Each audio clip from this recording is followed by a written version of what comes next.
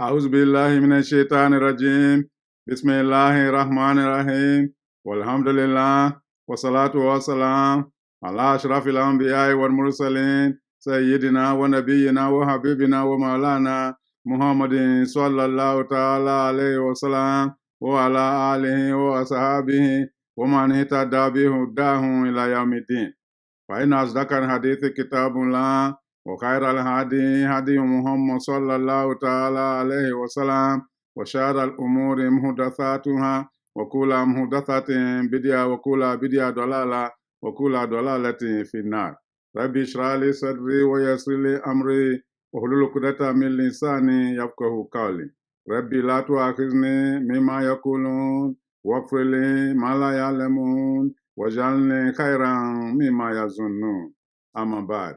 My dear brothers and sisters in Islam, Assalamu alaikum wa rahmatullahi ta'ala wa barakatuh. Welcome to the House of Dua, the channel from which you learn about Allah subhanahu wa ta'ala, about His creation, about His message, about His messenger, and of course, about His preferred religion known as Al-Islam. The channel from which you learn how to live happily in the world we live now and how to return back to Allah subhanahu wa ta'ala for even greater happiness. My dear brothers, my dear sisters, the world we live is full of tribulations. Some of us are doing well, but majority of us are actually struggling. A whole lot of people are having difficulty into this life. As a result of that, some take the wrong measures, staying away from their Creator, staying away from worship, but others hang in there, worshiping Allah, hoping for the best. My question for you is, if this life is not good for you, don't you think you need to do something that will make the next life better for you? Are you one of those who believe that it starts here and ends here? You'll be making a mistake. Life does not end here. It's a continuum. After our stay on this planet, we're going back to Allah for accountability. If you were doing well here and happy, and that made you to stay away from Allah subhanahu wa ta'ala, thereby creating a void for you when you meet Allah on the day of accountability, how will you explain yourself of all the time you had here and the opportunities that you only succeeded here and got over there and failed and suffer forever? Or how will you explain it that here you tried your best, it didn't work out well, and yet you got there, it still didn't work out well for you? That's what Allah called double loss. My dear brothers, my dear sisters, it's time for us to start thinking about our next station of our journey. Life does not end here. We are going back to Allah for accountability. What will happen over there is even much more important than what is happening here, because here is temporary, over there is permanent. If you find yourself on the wrong side of judgment and you are going to suffer, that suffering will remain with you forever. But if you find yourself on the right side of judgment and you are lucky to be admitted into Jannah, you're going to enjoy, that enjoyment is going to be forever. I encourage you, therefore, to start finding a way to reach out to Allah subhanahu wa ta'ala, get close to Him so that He will love you. So that He will love you and make this life easy for you and make the hereafter better for you. That's why we are presenting to you from the House of Dua these different revelations to guide us. The House of Dua is a channel from which you learn how to live here successfully and how to get back to Allah subhanahu wa ta'ala for even a greater success. Therefore, watch our programs, watch our presentations. They will enrich your soul. They may not bring dollar and cent to you, naira and kobo, but they will enrich your soul. You will be contented. You will be hopeful that your next station in life, that is life after death, will be better for you. You will even be hopeful that even if it's not good right now, it's not over yet. There is hope in the future. Yes, you will make it. My dear brothers, my dear sisters, talking about the challenges we face here and what we should look forward to when we meet Allah on the day of accountability, that's why we are bringing you the next set of prophets and messengers of Allah that we're about to discuss. Allah subhanahu wa ta'ala sent different prophets to the entire generations that passed until the time of Muhammad sallallahu ta'ala alayhi wa sallam, who was sent to this generation. But every prophet had its own challenges. And Allah subhanahu wa ta'ala has documented their lives.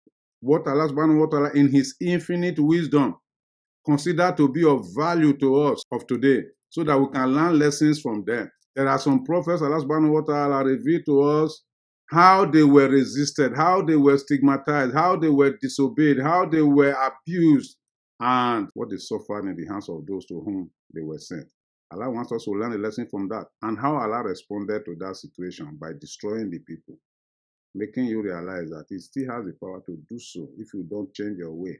But He also sent us revelations in respect of other prophets, not how they dealt with the people and how the people treated them, but the personal, individual challenges they went through as human beings, sufferings and temptations and other challenges that are similar to what we are going through today. And what did such prophets do to succeed? They turned to Allah subhanahu wa ta'ala. So Allah subhanahu wa ta'ala documented them so that we will follow that example when we are passing through similar temptations, difficulties, challenges. That's why these revelations are very important. In Surah Al-Araf, Allah subhanahu wa ta'ala told the Holy Prophet Muhammad sallallahu ta'ala alayhi wa sallam, وَقْصُصُ الْقَصَصِ لَعَلَّهُمْ يَتَفَكَّرُونَ. Narrate the stories of the past generations to them, so that they can sit down and ponder and reflect and take the necessary measures right now that will be of value to them, and stay away from those things that will be of harm to them before it's too late. Narrate the stories to them. That's why we have these revelations concerning the lives of the Anbiya of Allah. There were some other Anbiya of Allah that Allah subhanahu wa ta'ala want us to learn lessons from them. The rich ones among the prophets of Allah. Do you know that there were many prophets of Allah who were actually rich? But Allah subhanahu wa ta'ala wants us to know that just as He favors those who are not so rich, so He favors those who are rich if they use their wealth well. Prophet Daud alayhi salam, Sulaiman alayhi salam are good examples of that. We shall come to all that. But today we are bringing you the story of Professor Ayoub alayhi salam, who was brought to this life, and Allah drew our attention to his struggle as a result of his health and how he dealt with it. Nowadays, when we are sick, we run to the hospital. We thank the doctor. We thank the nurses. We tell ourselves, yes, they saved our lives. No. If you say so, you are mistaken. Allah only used the doctor to save your life. What of the time of Ayoub alayhi salam, when there were no doctors? And we are looking for children nowadays. We run to the hospital. We spend thousands of naira trying in vitro, trying other devices, trying other measures. Sometimes some people succeed, but most time others don't. Those who succeed will say, yeah, the doctor was so good, he saved my life, he made me a mother, he made me a father. No, he didn't make you a mother, he didn't make you a father. What of Zakaria alayhi salam? We shall come to that, inshallah. My dear brothers, my dear sisters, let's get the correct perspective about life. We are in this life to be tested. We are in this life to know that there's Allah. He's the only one we can depend upon, good or bad. Today we are coming to you with the lessons we can learn from the story of Ayoub alayhi salam. In the Bible, it's referred to as Job. Who was Ayoub alayhi salam? Not much is known about his origin, but we know that he was a descendant of Prophet Ibrahim alayhi salam, through the line of Prophet Yaqub, through the line of Prophet Isaac. Isaac was the son of Ibrahim alayhi salam and the father of Yaqub. So the line comes down like that until it gets to Ayoub alayhi salam. Allah subhanahu wa ta'ala did not reveal much about Ayoub's message to mankind and how the people treated him. But Allah subhanahu wa ta'ala told us how Ayoub suffered in the hands of the shaitan and how Allah subhanahu wa ta'ala came to his rescue. The story of Ayoub is documented in the Quran, Surah Anbiya and Surah Sad, chapters 21 and chapter 38 of the Holy Quran. In Surah Anbiya, Allah subhanahu wa ta'ala says, wa Ayyuba iz nada rabba ani masani adurru wa anta arhamu rahimin fastajabna la wa kashafna ma bihi min durri wa atinahu ahlahu wa mithluhu ma'ahu rahmatan min indina wa zikra lil abidin. In Surah Sad, Allah subhanahu wa ta'ala says, Waskuru abudana Ayoub isnadarabba ani masani shaitan binusubi wa azab. Remember Ayoub cried to Allah, told Allah, adversity has touched me from the hand of the shaitan. Sickness has befallen me, but you are the most merciful of those who show mercy. Allah subhanahu wa ta'ala says, Fastajabuna Allah, we responded, Fakashafna ma bihi min dur, and we take the adversity away from him.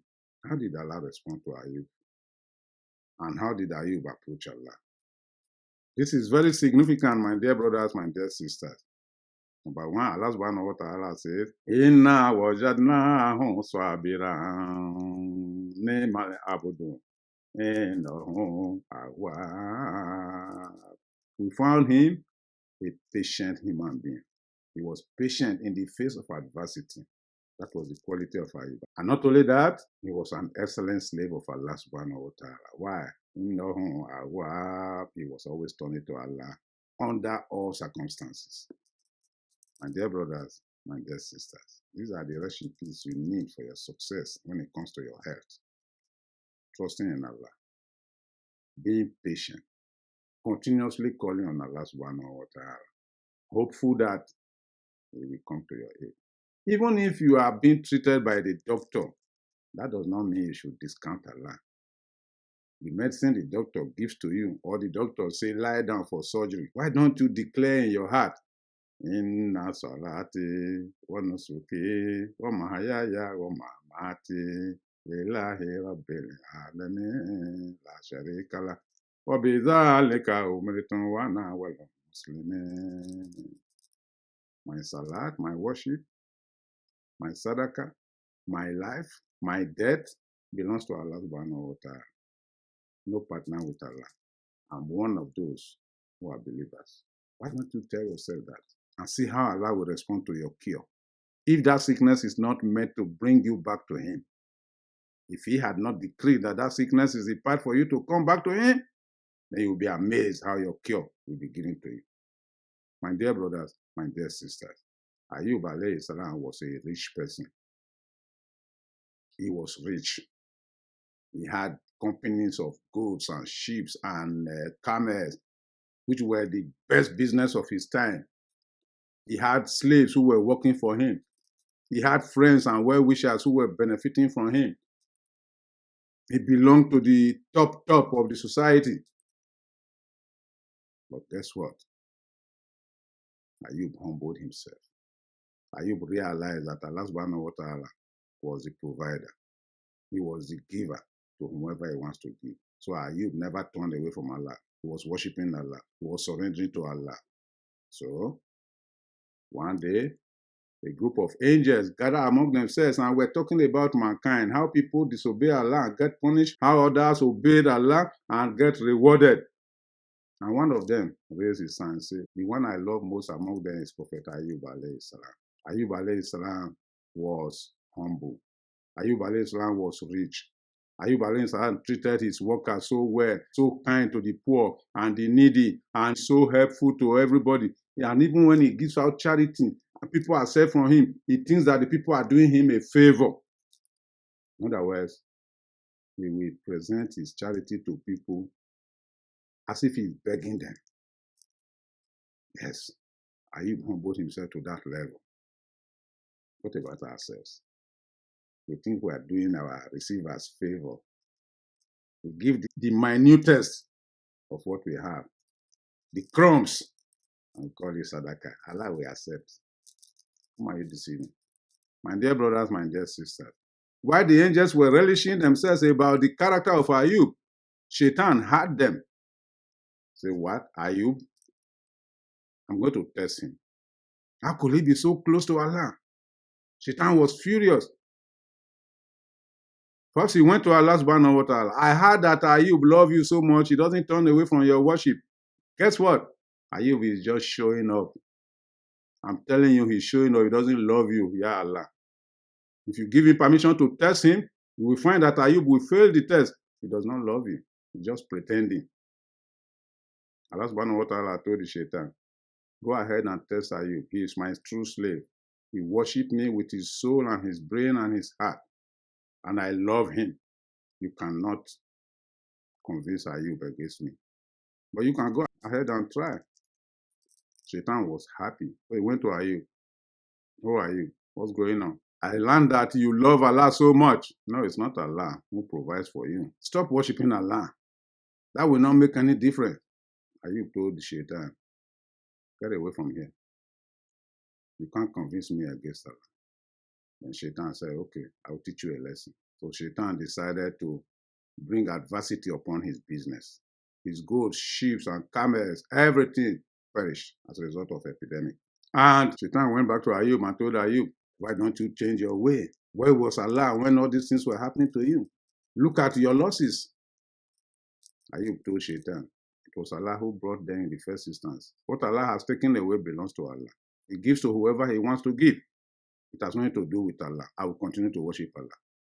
Shaitan was not satisfied. He went away disappointed and conceived another plan. This time around, he met Allah. Yeah, Allah. You know why Ayoub is worshiping you? Because he has children. The test of parents is what goes on with the children. If you give me permission to test his children or take his children away from him, you will see how Ayoub will turn away from you. Allah said, go ahead and do whatever you want to do. So Shaitan went back to Ayoub, grabbed hold of Ayoub's house, set fire on it, burnt it down, and all his children were dead. And came back to Ayoub as an old man sympathizing with Ayoub. Oh, Ayoub, I'm so sorry for your loss. Don't you think that you could have saved yourself from all this? It's because you took your attention away from your family and faced Allah. That's why you are suffering. Ayoub told the shaitan, Allah gives, Allah takes. Allah gives, Allah takes. Therefore, don't worry about it. Shaitan went away disappointed. Told Allah again, you know what? It's because Ayoub is healthy. It's because he's healthy. That's why he doesn't want to leave you. If you give me permission, I will take his health away from him. Allah said, I've told you before, you can't convince this guy. You can put your sickness on his body, but as far as his tongue and his heart and his brain is concerned, no. Those are the tools he used in remembering me. Your sickness cannot touch those parts of his body. So Shaitan went back to Ayoub, placed a sickness upon Ayoub. Ayoub began to be sick. Even the skin was melting away, like somebody suffering from diabetes today. All Ayoub's friends ran away from him. All those who were benefiting from him ran away. And Shaitan came to Ayoub. Oh, Ayoub, you are about to die. Turn away from Allah if you know you want to save yourself. Ayoub told the Shaitan, you are wasting your time. I will not turn away from Allah. So the Shaitan went to the wife of Ayoub. Where is your husband? He said, look at him there, sick. He's going to die if you don't ask him to turn away from Allah. Don't you want to return to the life you guys were living before? Life of opulence, of wealth, of enjoyment? You must say yes. But he has been sick. Talk to him. Then the wife went to Ayoub. Who are you? Are you going to remain like this in this condition forever? Don't you know that I value you? Listen to what this man is telling you. Ayoub said, okay. The shaitan has whispered into your ear what to say.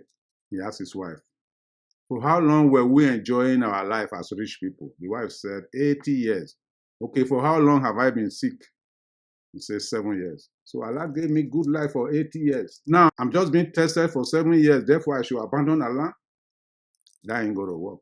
I'm aware that the shaitan has gotten hold of you. If I get well from this sickness, I'm going to deal with you. So he took an oath to deal with his wife. So when shaitan exhausted all avenues and failed, Ayoub continued to turn to Allah.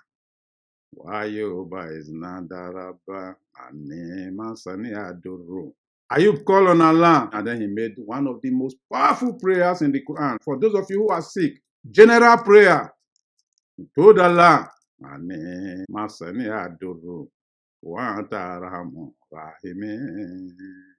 adversity has touched me. You are the most merciful of those who show mercy. Yes. Allah says, Pastor Jabuna Allah, we responded immediately. Then we removed the adversity from him.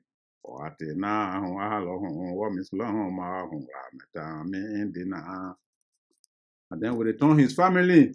Those who had deserted him, we return them back to him. وَالذِّكْرَى لِلْعَابِدِينَ. And we preserve his story as a reminder to our slaves who are coming behind. What did Allah do to cure Ayoub? He told Ayoub, Erekedebe rejelik haza muktaselon baredon washara. Strike your feet on the ground. Then water started coming from that ground. He told Ayoub, that is the water of cure for you. Go ahead and drink it. It's cold. And Ayoub drank it, and his skin was transformed. He was returned back to his normal health.